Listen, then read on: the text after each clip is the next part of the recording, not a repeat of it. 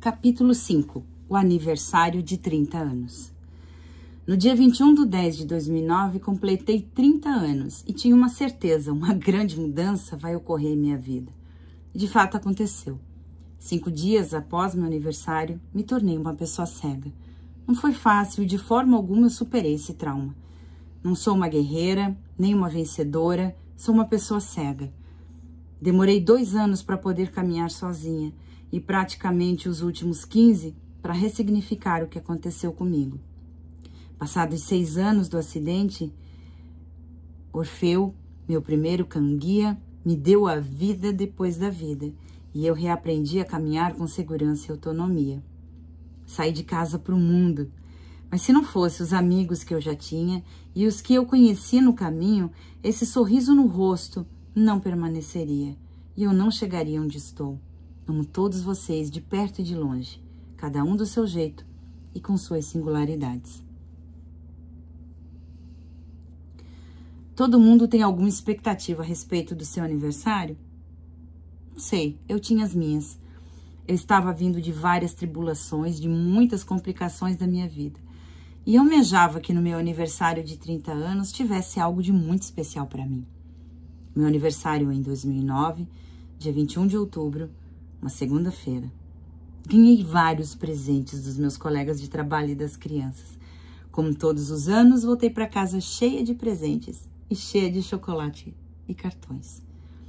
Uma das lembranças mais significativas foi que a minha companheira de turma fez com impressões nos polegares das nossas crianças joaninhas. Ela escreveu uma mensagem linda. Tirei uma foto, guardei, assim como todas as flores e presentes que ganhei naquele dia. Eu estava feliz, agradecida por ter saúde, por estar com meu filho e por eles estar bem, seguro e amado, e por achar que tinha ao meu lado um namorado que eu poderia contar a qualquer momento. Estava ansiando por mudanças. Nas minhas agendas e canetas de glitter com muito brilho e cheirinho de frutas, eu fazia questão de escrever meus planos, mas na realidade eu não tinha nenhum projeto de vida. Buscava uma proximidade com a espiritualidade e foi no kardecismo, naquele momento, que me vi acalentada. Mais ou menos 2 meses antes do meu aniversário, esse reencontro aconteceu. Estava indo em palestras, estudos presenciais, buscando abrir a minha mente e me aproximar da espiritualidade maior. No final de semana que antecedeu o acidente, fui ver pintura mediúnica. Eu estava num relacionamento que naquele tempo eu achava que era importante. Conversávamos bastante, ríamos. E à época, ele morava em Blumenau e eu em Rio do Sul. Nos víamos conforme a agenda permitia. Frequentava esse centro espírita kardecista em Rio do Sul. Estava bem envolvida com essas temáticas. E quando me enviaram uma notificação de que em Blumenau haveria pintura mediúnica no sábado, dia 24 de outubro, eu, como nunca havia presenciado uma manifestação dessa magnitude, convidei alguns amigos para irmos. E o rapaz que eu namorava também. Nós nunca havíamos estado num evento daquele e que grande oportunidade eu tive. Aconteceu no Centro Espírita Abraço Fraterno. Na mesma oportunidade, foi-me recomendado a leitura psicografada de Chico Xavier há 2000 anos, pelo Espírito Emmanuel, que inclusive eu já havia lido. Fiquei intrigada. Saí com o livro em mãos e a pessoa que me recomendou, de nome Irmã Sueli, enfatizou a parte do livro em que o senador Públio Lentulhos, morando já em Pompeia, se tornara uma pessoa cega e cuidava de sua filha Flávia, que havia ficado cega também após passarem por várias dificuldades durante toda a vida. Foi uma das experiências mais significativas que eu pude estar. A energia do lugar e das pessoas era contagiante. Eu vi obras serem pintadas em segundos. A segunda-feira, dia 26/10/2009, começou com a temperatura elevada. Meu horário de trabalho era das 7 às 16. O dia transcorreu tranquilamente, mas hoje, revisitando minhas memórias, percebi que me senti levemente sensível naquele dia e, de fato, um certo pressentimento de que algo aconteceria comigo. Uma leve melancolia me abatia. Eu estava feliz por começar mais uma semana de trabalho. Aparentemente estava tudo bem, mas no fundo do meu coração, no âmago do meu ser, um sentimento de perda tocava a minha alma. Eu não conseguia explicar. Um sentimento que, se eu soubesse o que eu estava para perder, nossa. Lembro que eu sempre falava antes de assinar o ponto para as colegas que ficavam na secretaria a seguinte frase: não chorem, mas eu estou me dirigindo ao Alto Vale do Itajaí, referência à cidade de Rio do Sul. Sempre rindo, dizendo para as pessoas que ficariam trabalhando que a minha falta seria sentida, porém restabelecida no outro dia. Naquele dia, ao assinar o ponto antes de ir embora, fiquei calada. A coordenadora pedagógica perguntou se eu não ia falar a minha frase favorita. E eu falei: não sei não, vou falar. Eu acho que vocês vão chorar porque eu não volto mais para trabalhar. Eu já estava no portão, estava saindo. Voltei até minha sala, abri a porta, dei uma nova olhada nas minhas crianças. Eles voltaram para me cumprimentar, me despedi deles novamente. Conversei com a minha amiga, companheira de turma, como se algo me dissesse que seria a última vez que eu estaria ali. E de fato foi. Abracei elas novamente e disse que voltaria amanhã para minhas crianças. Fui em direção ao ponto de ônibus do bairro, uma vontade de ficar, uma vontade de voltar para o CI. Quando o ônibus parou em minha frente, eu tive um sentimento de tristeza. Na rodoviária, fui até o banheiro, lavei o rosto, pois estava extremamente quente naquele dia. Quase perdi a noção do tempo. Quando percebi, já estava na hora do ônibus sair. Quando fui entregar a passagem de ônibus para entrar, o motorista, antigo conhecido das viagens intermunicipais de quase 2 anos, notou que eu estava apreensiva e me perguntou se eu estava com medo da tempestade que estava vindo. Eu falei que gostava de chuva, mas ficava um pouco apreensiva com tempestades. Ele, muito otimista, falou para mim: professora, eu e você somos os únicos praticamente nesse ônibus que usamos cinto. Hoje, se Deus quiser, eu vou te levar em segurança para Rio do Sul. Vai lá, bota teu fone, descansa, que vai dar tudo certo. E assim eu fiz. Fiz minha oração para o anjo da guarda, como de costume, reclinei meu banco, afivelei o cinto, programei meu MP4 para desligar em mais ou menos 1 hora e pedi que Deus nos acompanhasse, como sempre, na viagem. Um pouco antes da Polícia Rodoviária Federal, meu MP4 desligou e eu acordei. Coloquei minha poltrona no formato normal, sentada. Chovia muito no momento. Uma pessoa desceu na Polícia Rodoviária. E poucos metros depois, barulho intermitente de buzina do ônibus e a colisão frontal com um bitrem carregado de cervejas. Se você é sensível para ouvir relatos sobre acidentes, eu sugiro pular esse capítulo. Talvez você fique um pouco desconfortável. Após a batida, eu senti o sangue escorrendo pelo meu nariz, minha boca e minha testa. Uma tontura e uma dor de cabeça fortíssima. Em meu rosto, do lado esquerdo, que estava totalmente adormecido, eu não sentia direito, não conseguia piscar. Eu sentia muita náusea e sede ao mesmo tempo. Meus dentes estavam amolecidos. E acredito que por usar aparelho fixo, foi o motivo deles não terem caído todos naquele momento.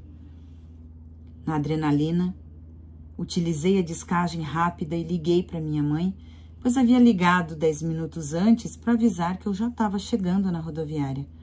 Quando ela atendeu, falei que iria demorar, porque alguma coisa tinha batido no ônibus, tinha dado um acidente. Ela foi me perguntando o que havia acontecido. Eu pedi para uma moça que estava saindo de dentro do ônibus desesperado o que estava acontecendo com o meu rosto, porque sangrava tanto. E ela disse que eu estava toda cortada. Foi a impressão dela. Minha mãe ouviu e ficou desesperada no telefone. Enquanto eu estava com a minha mãe no telefone, ela me perguntava se eu conseguia mexer os dedos dos pés, as pernas, perguntou se eu estava presa nas ferragens, e eu disse que não, que eu já estava novamente em pé, apoiada na poltrona 19 que foi a poltrona onde eu estava sentada, sentindo muitas dores. E eu só pedia: mãe, não para de falar comigo, porque eu estou com medo de desmaiar a qualquer momento. Os bombeiros chegaram, eu fui atendida, e então o bombeiro pediu que eu desligasse o celular para que ele pudesse fazer o atendimento. Fui imobilizada, colocada numa maca, retirada pela janela do ônibus enquanto chovia. Lembro de sentir a chuva no meu rosto, no meu corpo. Fui a segunda vítima a ser retirada do ônibus. Quando eu estava dentro da viatura dos bombeiros e fui avisada de que o motorista não havia resistido e que o bitrem de cerveja que bateu no nosso ônibus, o motorista também não havia resistido. Quando eu vi que a pessoa que estava falando comigo há poucas horas não havia resistido, eu me desesperei. Tive a impressão de estar caindo em queda livre em um abismo. Parecia que eu estava vivendo outra realidade. Eu dissociei da realidade naquela hora. Por um momento eu achei que eu estava num pesadelo. Infelizmente não era um sonho. Pessoas haviam morrido e eu tinha me machucado. Muito. Eu estava cega. A ficha caiu. Quando cheguei no pronto-socorro, meu filho estava junto com meus pais na porta do hospital. E a minha preocupação era que ele não me visse suja de sangue, pois poderia ficar assustado. Eu lembro que meu pai, ao me ver saindo da ambulância, falou: não foi nada, tá tudo bem, vai ficar tudo bem. E eu ouvi meu filho chamando por mim. Mas eu não conseguia responder. E me bateu o desespero mais uma vez. No pronto-socorro do Hospital Regional em Rio do Sul, você é tratada como emergência. Suturam teus cortes, fazem tomografias, raio-x, cuidam do que é visível e o invisível vai ficando para depois. Naquele mesmo dia, infelizmente, houve outro acidente na Serra da Santa e o pronto-socorro do hospital ficou ainda mais movimentado.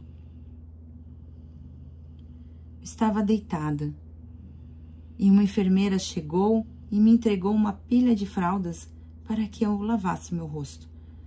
Ao me levantar da maca, senti-me tonta. Fui me apoiando na cama até chegar na sala, onde havia o banheiro.